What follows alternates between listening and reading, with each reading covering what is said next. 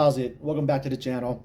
So I had a question come in on the videos I was posting about mindfully following the falling asleep process as a way to have more lucid dreams, where you learn to get to the stage one of sleep, hypnagogic area, consciously aware or lucidly aware to it. Then you learn to maintain your lucidity. Then you can learn to start influencing, controlling it. And then the same mental muscles and all the reps you're getting in the stage one of sleep area, because it's a lot easier to get to consciously aware than it is to like hopefully get conscious later on at some point in REM. But all these mental reps you're getting in stage one and working out those mental muscles can then transfer over into a REM style lucid dream when you happen to get, lucid there. And then your regular REM style lucid dream can be a lot longer, a lot more stable. You'll be more used to it, and can be cooler and shit. So the comment was basically getting at this person is mindfully following the falling asleep process, but then once he notices the hypnagogic images coming on, it like basically just wakes him back up, and then he got to go back down and try again, and it wakes him up again. So what are some things you can do for that? So the first thing I would say is try to notice what's happening to you. What are you experiencing? What kind of emotions pop up the moment you see this hypnagogic imagery start to come through? Like, are you seeing it going like, oh shit, there it is, and kind of getting too excited, and that's causing you to wake up?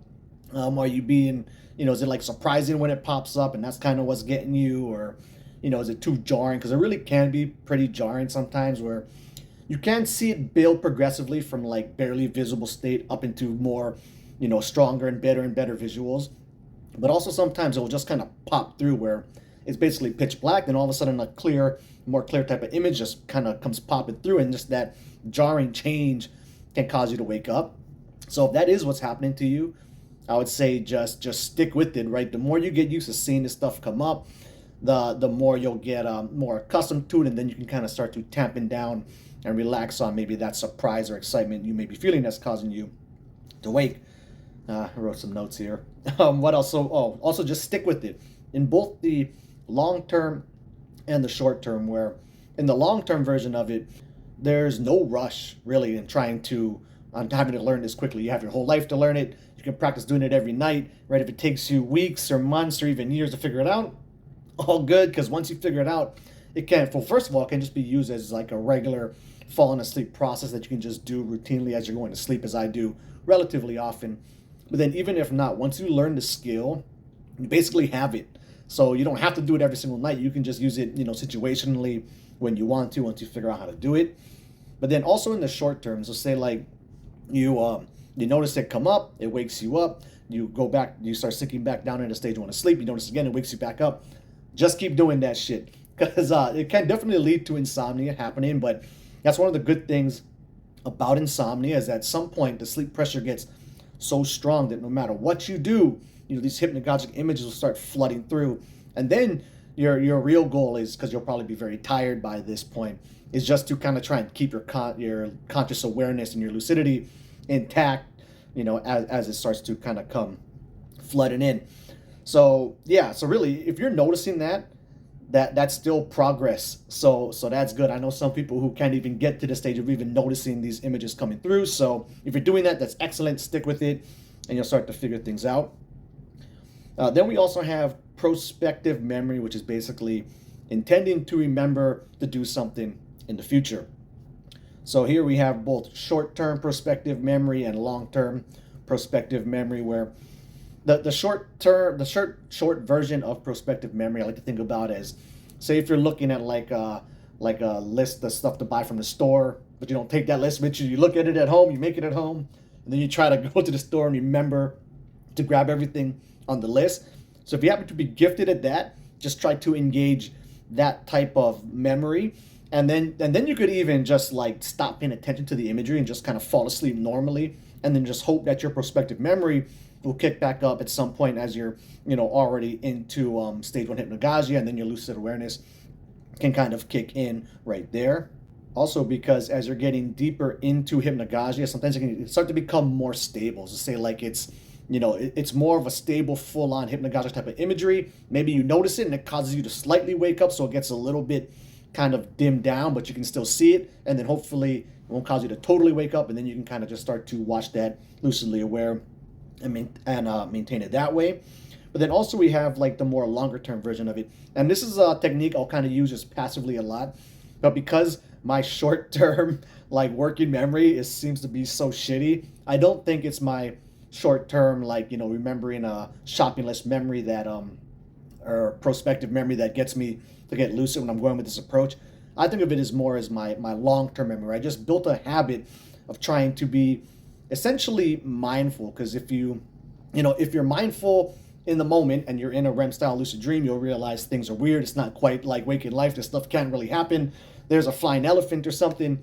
You can realize that and get lucid right there. But the same goes for hypnagogia. Like if you're in that state and then your conscious awareness kicks in and you get mindful to what you're seeing, same thing there. You can also get lucid simply that way. And the way I like to think about long-term prospective memory, the way I'll try to use it is I just try to build a habit, right? Where you could even do this kind of exercise. Say you like set a timer when you're awake to go off you pick it, 5, 10 minutes, whatever you want, 30 minutes. And then every time that comes on, you want to become mindful to the present moment, and then also remind yourself of what you want to be doing that night when you're going to be trying to use this prospective memory as a way for you to get lucid, by having it just kind of kick in naturally every so often as you're falling asleep, which basically leads straight into just doing a basic type of waking life mindful meditation. When, of course, when you're doing that, the goal is to get very present in the moment while you're doing the meditation, but then it's also to start working on this prospective memory to have this idea kick in just naturally throughout the day in your regular everyday or sleep in or wake in life or whatever, and then get mindful in the present moment.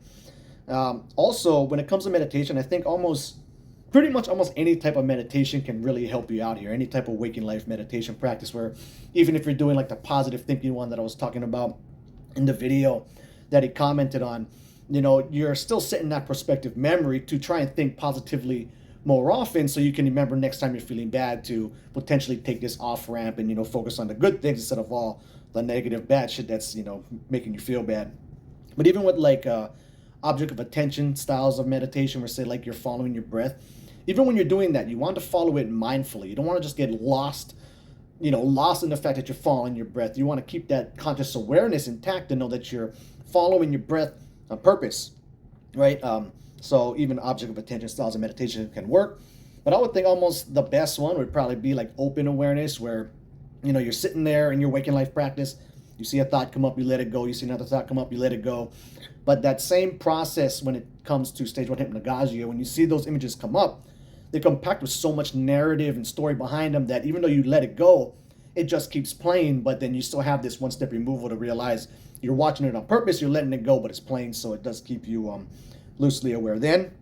And then the last one here, which I probably could have put earlier, but anyway, is like my modified wake back to bed technique, where the way I would typically use it for lucid dreaming is I would have an alarm go off at some point kind of later in the night, and it can go off as often as you want, but you're just trying to wake up yourself out of REM, out of a dream, turn that alarm off, go to sleep, and then try to re-enter the dream right away, as opposed to the regular style, right, where you stay awake for like 20 minutes to an hour before going back to sleep, like the classic wake back to bed approach. But instead, you can do this same technique, but then just apply it to an earlier stage of sleep. So, if you think you're going to fall asleep in maybe like 10 minutes or so, set your alarm to go off in like 15 or 20 minutes. And then hopefully that can wake you up out of hypnagogia that you'll probably be in. Or even if you're past hypnagogia and you're in like stages, 3, 4 deeper sleep, especially when you come out of those, you're so tired already, because it's not an ideal time for you to wake up out of a nap, that it'll probably be very easy for you to fall asleep quickly again right after that. So, turn off your alarm, similar to insomnia, right? Because you're already so tired, those hypnagogic images start coming on quickly. Then all you got to try to do is keep your conscious awareness intact long enough to see it come on, and then you can start to use that as your object of attention, and keep your one step removed from it, and then start to get used to being in that space, controlling the space, and hopefully having longer, more stable, regular lucid dreams later on at some point as well. So hope those things help. Let me know if you have any follow-up questions. I'm happy to make another video or send you a message or something. And yeah, keep the lucid dreaming practice legit.